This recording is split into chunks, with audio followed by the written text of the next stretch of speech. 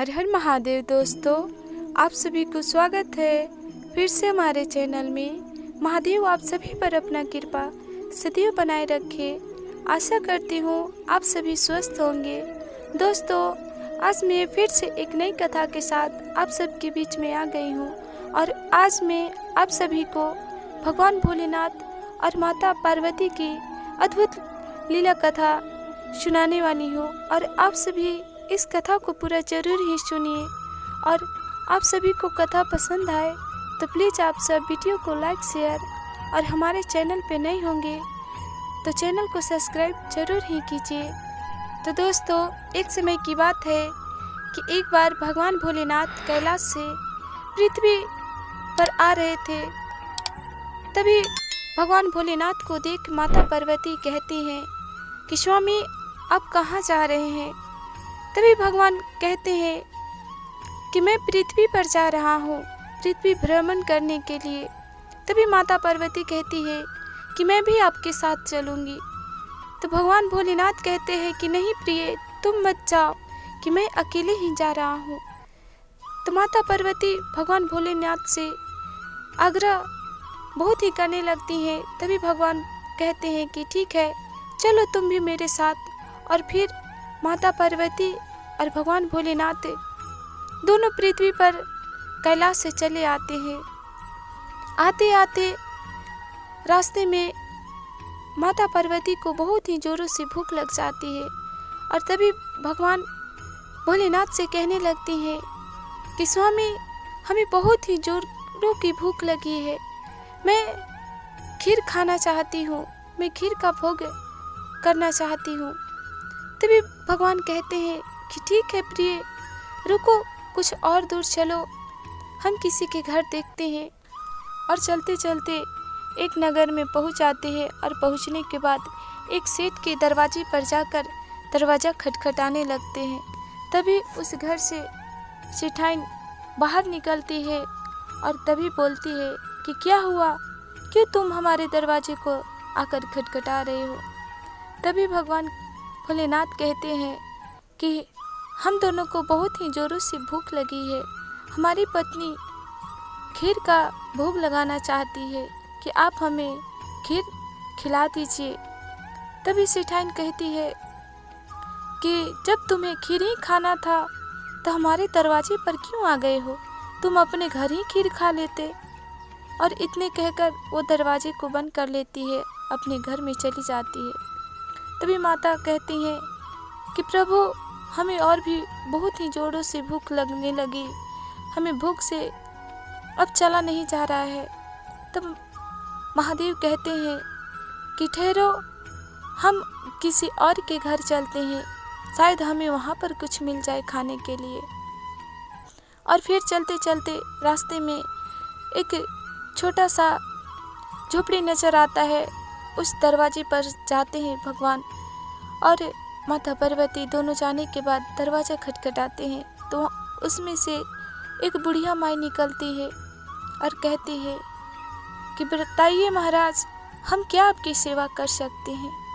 तभी भगवान भोलेनाथ कहते हैं बुढ़िया माई से कि माँ, हम दोनों को बहुत ही भूख लगी है कि क्या आप मुझे खाना दे सकती हो? हमारी पत्नी खीर का भोग लगाना चाहती है।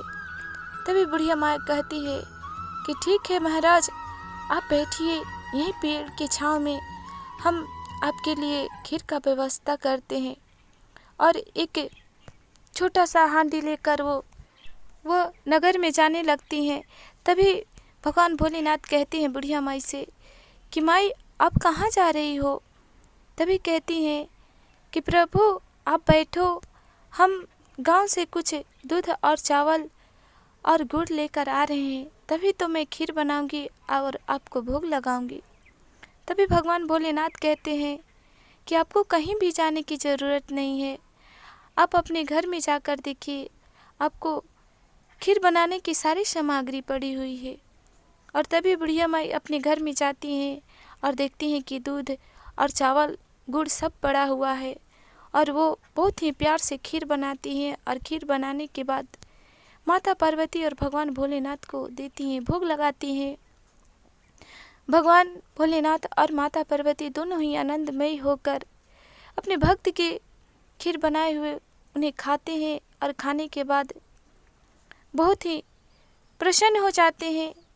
तभी बुढ़िया माई कहती है कि प्रभु, अब जो बचा हुआ खीर है मैं उस खीर को क्या करूं?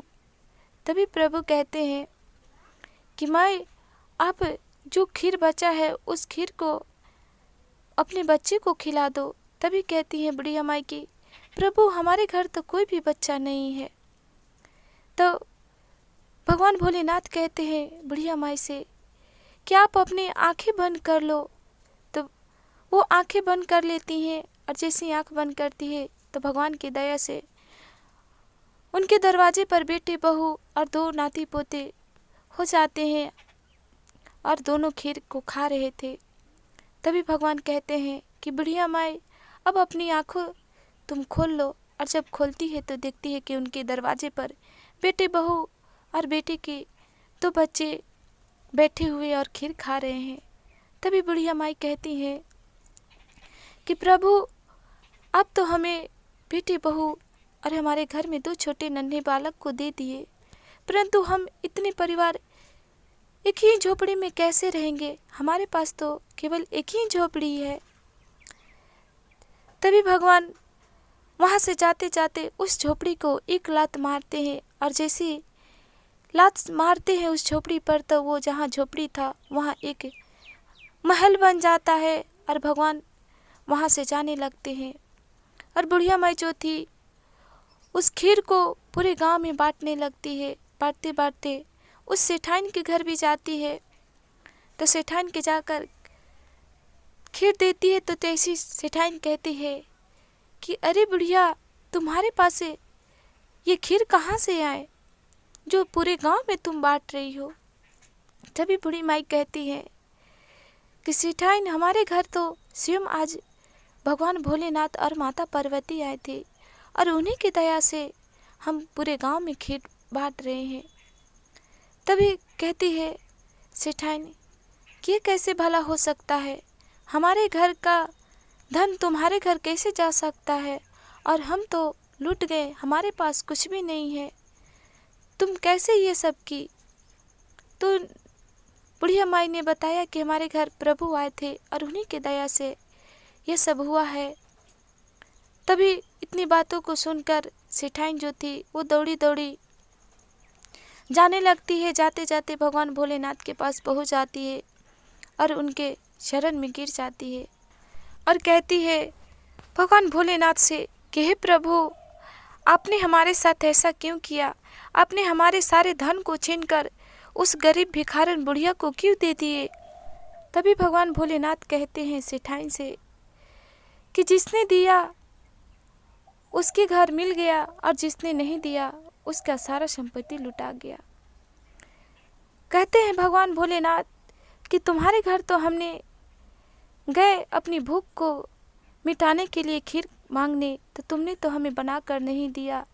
और जबकि हम उस गरीब बुढ़िया के घर गए तो हमें बड़ा ही प्यार से खीर बनाकर हमारी भोग लगाई, इसीलिए हमारी दया से उसके घर अन्न धन संपत्ति सब सुख शांति वैभव भर गए और तुम्हारे घर के लुट गए।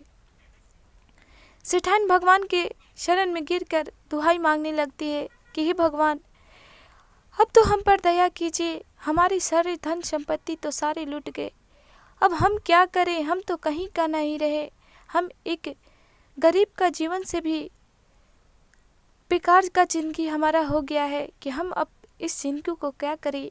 हम पर तो कुछ भी दया करिए प्रभु।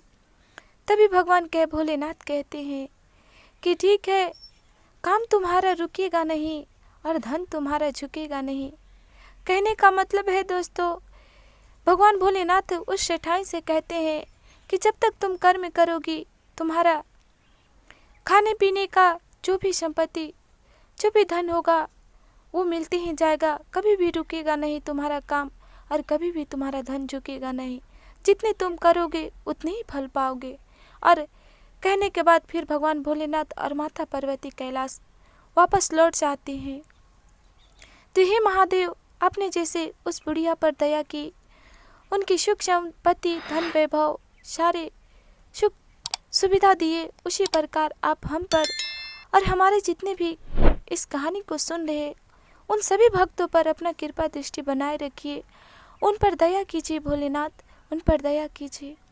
तो आशा करती हूँ दोस्तों आप सभी को आज की हमारी कथा पसंद आई हो।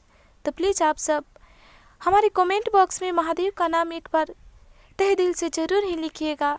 आप सभी पर भगवान भोलेनाथ की कृपा सदैव बने रहे। आप सभी को हर हर महादेव।